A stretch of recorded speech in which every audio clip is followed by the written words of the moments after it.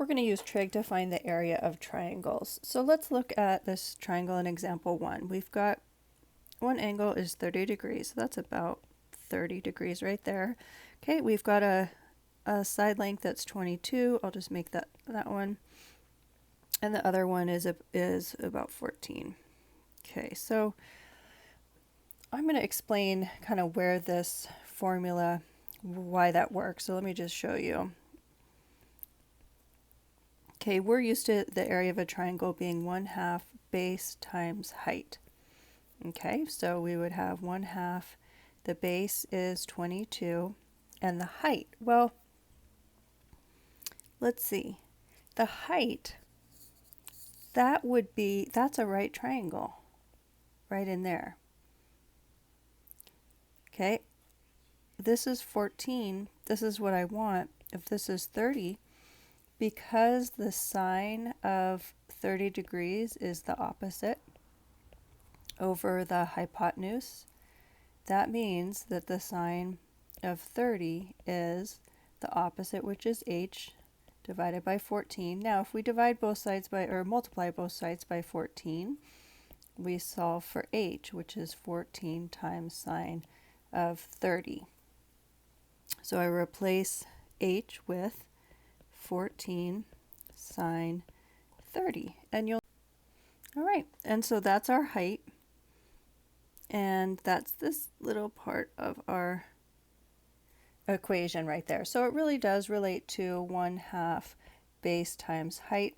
We just use trig to have an expression for height. So this will work for any triangle. All right, so we will go ahead and keep on going. So this would be 1/2 of 22 is 11, 14, and then sine of 30 is 1/2. So that would be 11 times 7, so 77 square units. Good.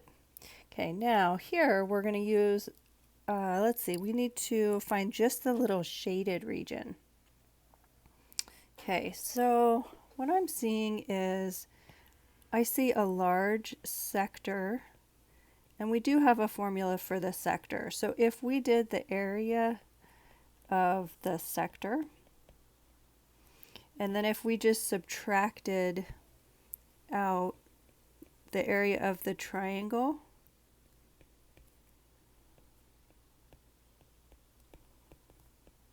what we would be left with is just that little shaded section, just that bright blue shaded section.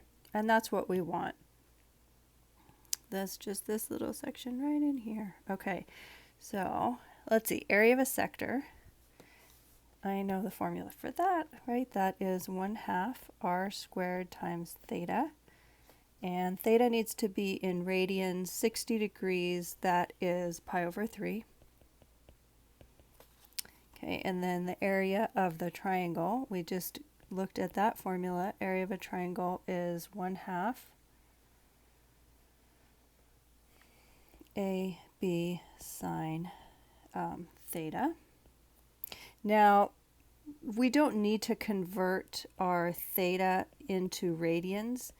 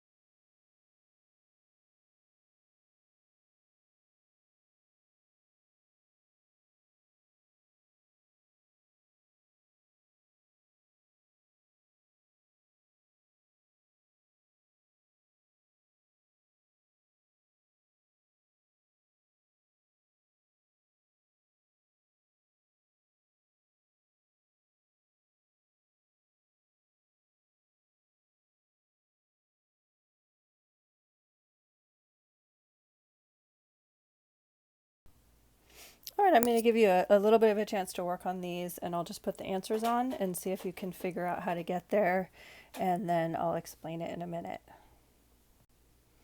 Okay, one little hint, if you didn't get that first one right, just make sure you go in and you're in degree mode on your calculator.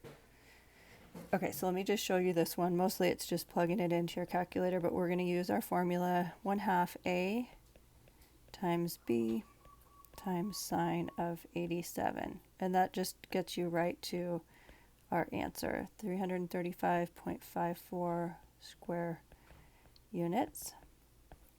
All right, this next one is a little bit more complicated. We have to take the area of the sector minus the area of the triangle.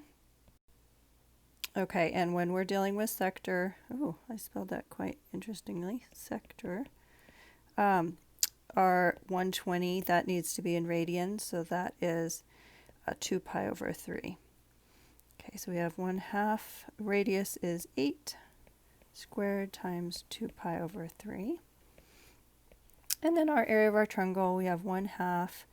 A and B are the same. Those are both radii, 8 squared, and then sine of 120.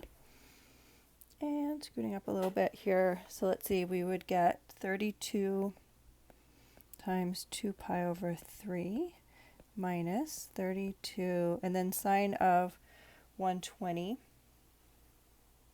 that is root 3 over 2. So we would get 64 pi over 3 minus 16 root 3, and that would be our exact answer, and then that just approximates to about 39.31.